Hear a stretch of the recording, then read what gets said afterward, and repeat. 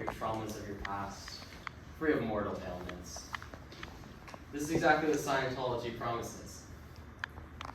In the past 2 weeks or so, my partner and I have been extensively researching various databases, websites, and things alike in order to create a comprehensive presentation on Scientology for all of you. So today, we're talking about Scientology. First, we're going to go into the beliefs, the customs of the religion, and then we will transition on to the history of the religion and the history of its kind of status in society, and lastly, we'll go into some notable members of the church. To begin, let's talk about some of the beliefs of Scientology. First, I want to start us off with a quote from the founder of Scientology, L. Ron Hubbard. This is a quote off of their official website. And this is sort of a mission statement: to provide a precise path leading to a complete and certain understanding of one's true self and one's true spiritual nature and one's relationship to self, family groups, mankind, and all life forms, the material universe, the spiritual universe, and the supreme being. So, big claims here for Scientology. And generally, Scientology, the core tenet is that all of you, me, you, we have a immortal being called a thetan inside of us. And these thetans are trillions of years old, sort of like a soul that lives, and it's in you, and you.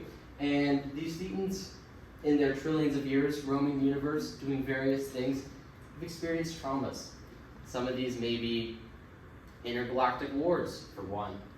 Another would be when one really bad, evil Thetan man named Xenu wanted to deal with. We go on to the next slide. We can get a visual here. This is a depiction of Xenu. So Xenu had an overpopulation issue in an old intergalactic empire, and to deal with this, he sent a bunch of humans down to, or a bunch of Thetans, down to Earth. Most of them he blew up with nukes on top of volcanoes, and for the rest of us that actually survived, we embodied humans, and now all of our Thetans are stuck inside of humans. And the problem is, the traumas that we've experienced in the universe over time have led and lead to various ailments in our physical body. For example, seizures, Alzheimer's, things of this sort. These are all caused by traumatic events that we don't consciously remember, but we still feel on the inside. And through Scientology, using things like an e-meter here, we can process these traumas and be relieved of these ailments, and then eventually escape from our mortal prison here on Earth.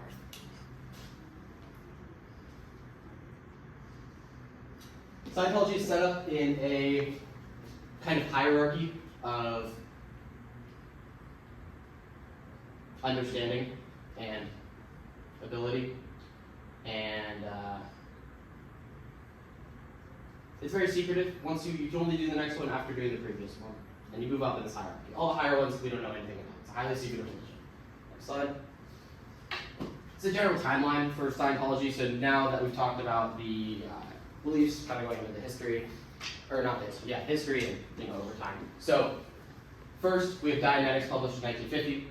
This was the book, science fiction, that L. Ron Hubbard, the creator of Scientology, wrote. It's not really like a Bible for them, but it's one of the main teachings, the first teachings you get. Moving on, we have the first church of Scientology opening in LA in 1954. We have, after the lots of governments and tax peoples were really upset with the church for their various doings, they decided to move into international waters. And that was the creation of the Sea Org for the most elite members of Scientology to move their stuff offshore. And then here's one of the biggest churches they have here over in Clearwater, Florida. According to Sabo and Welkos, two researchers, we have some of the numbers over time. We have 200K Scientologists in 1954. Moving along, you can see 5.4 million in 78. And then we don't have an exact number today, but we can see that they have on their website 32 million video views of various videos. So people are very interested in Scientology. So now that we've talked about the history, we're going to move on to the next thing. All right, next up is the legal history, now that we've covered the religious history. So One of the most notable legal battles that Scientologists faced was in 1967 when the IRS proposed of stripping them of taxable status, meaning that they'd have to pay taxes on like the donations and income.